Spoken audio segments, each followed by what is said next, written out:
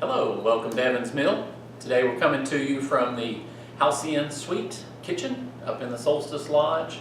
Today we're going to be working on our beef tenderloin. We're going to continue on our knife series, and we haven't covered any proteins yet, so I thought this might be a good place to start. Learn how to kind of take up the tenderloin. We're going to clean the silver skin off, take the train off, kind of point out the different parts to you so that you can do this at home. Alright, so first thing, we got our nice beef tenderloin.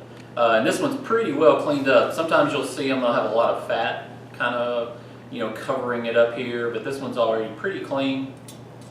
And I'm going to use, I've got a boning knife. You could use your chef knife.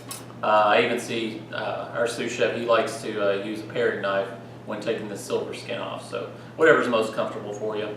But basically, the tenderloin, if you're not familiar with it, this is going to ride up along the cow's back. Very tender, doesn't get worked very much. So you've got what we call the head. This is the thick part of it. And the tail is where it tapers off down here at the end. So when you get these, typically they'll have what we call the train on there. And it's basically, think about it, it's going to be just on the side.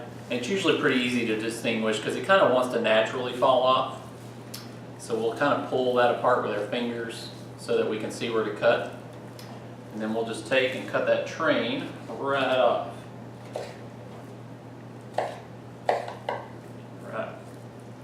And then we use that, we'll take that, and you can trim that up even more, and you can get good meat for a beef stew or chili, that kind of stuff. Definitely don't throw it away. So once you get the train off, you're basically left.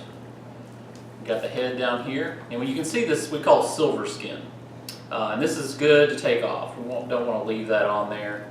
So the easiest way to do it is just take a boning knife, or this is where Jesse likes to use his paring knife, and just go right underneath that. So you kind of make an incision and start one direction, and then we'll come back and go the other direction. And we'll just continue on until we get all that off. All right. And it's okay if there's a little bit left on there, but in general you want to get that off. That doesn't break down too well in your cooking.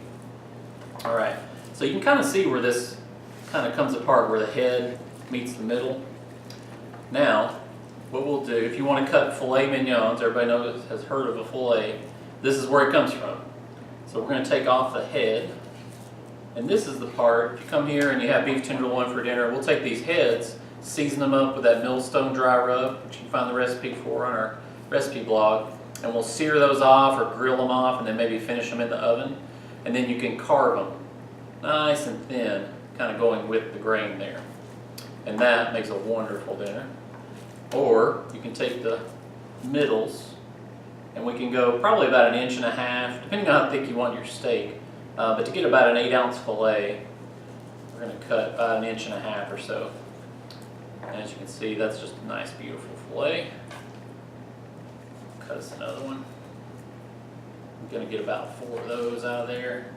So these, we'll take those and we'll wrap them with the Benton's bacon and grill those off until they're perfect. You can wrap Benton's bacon around anything. You're going to make it good. Alright, so there we got 4 fillets. You could probably get one more, but it'd be a little small. So we'll save this tail, is what we call that. So we'll have those heads and tails, and we'll do our roasted beef tenderloin. And that kind of helps. You'll get your medium rares out of this side, and down on this side we got our medium wells down here toward the tail. So it kind of makes it nice. Everybody gets something they want. All right. Well, hopefully that will help you to not be intimidated by a beef tenderloin in the grocery. I saw them this winter around Christmas time. Make a good special dinner. But you guys have fun with that and enjoy.